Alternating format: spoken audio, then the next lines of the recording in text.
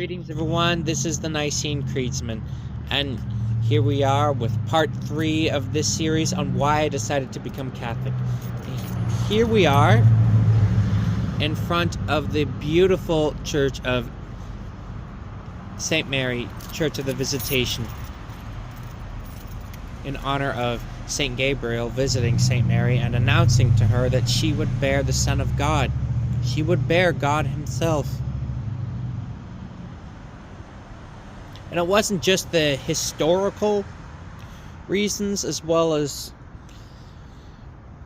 Pentecostalism's over-obsession with Zionism, but also a fair deal of betrayal. Not once, but multiple occasions. Now, ironically, many Catholics have made the mistake in thinking that there are no beautiful Protestant churches.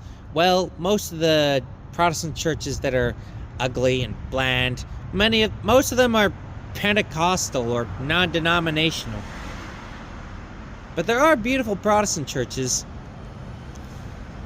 And this, behind me, is the beautiful, simple, and elegant Church of St. Charles, King and Martyr, an Anglican church. That is a Protestant denomination. And it is on solid foundation. Now, I'm not just talking the ground that it's built on, but I'm talking about biblical principles. I will not mention the church father's name here for the sake of his privacy, but he's a good man, a godly man, passionately pro-life. The devil can huff and puff, but it won't blow this house down. Also, take a look at the beautiful elegance of that. Look at the beauty and elegance of St. Mary's Church of the Visitation. Fine craftsmanship. And take a look at the beautiful elegance of this Anglican church. And compare it to that garage shack, which the Pentecostals have the nerve to call a worship sanctuary. Is that what you would call a house fit for God? I don't think so.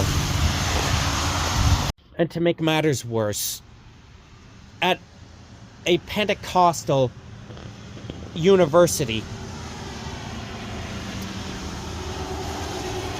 one student ended up getting his feelings hurt, and I was ignored because I was white. I presented my complaint and I was threatened with disciplinary action, where a Pentecostal school was catering to the politically correct narrative. At one point, even my father was doing that at one point, because he was afraid of losing his pension due to me voicing my opinions. And I felt in that moment that his pension was more important than family, but by God's grace, we have made up. But on top of that, one so-called pastor of a Pentecostal church, that excuse of a church you see right there.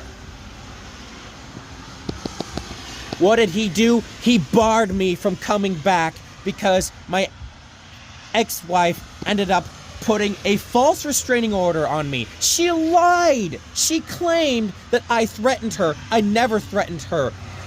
My last desperate attempt to mend our relationship was to say, "You should come back. I still love you." She said, "Sorry, I can't."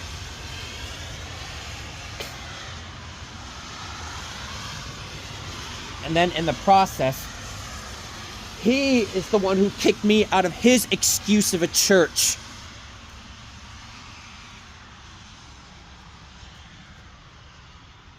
I felt abandoned and betrayed.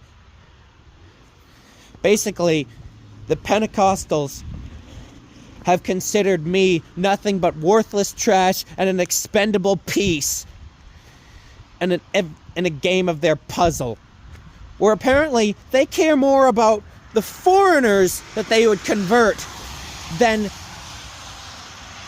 Americans of their own congregation.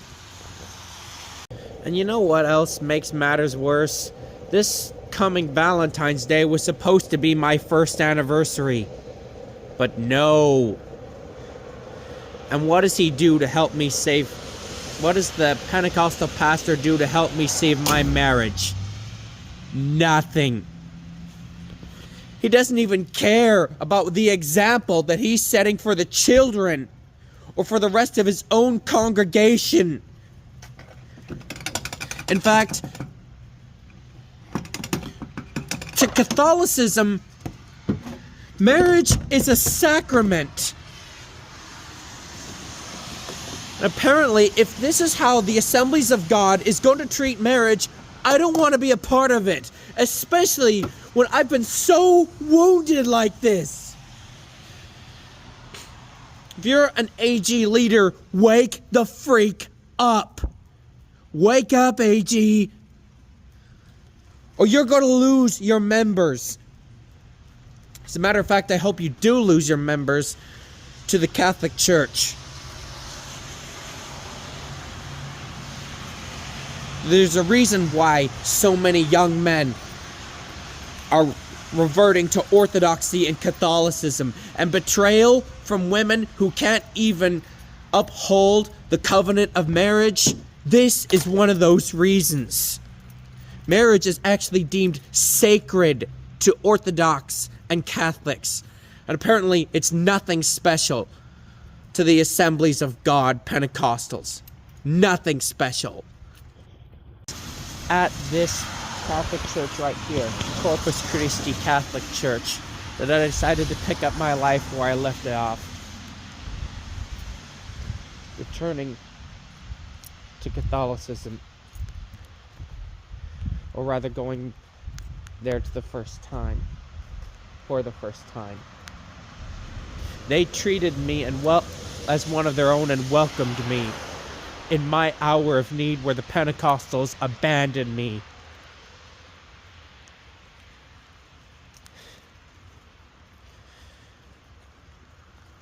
Granted, there is corruption among Catholics, but at least many of the Catholics there, they will call out their own corruption.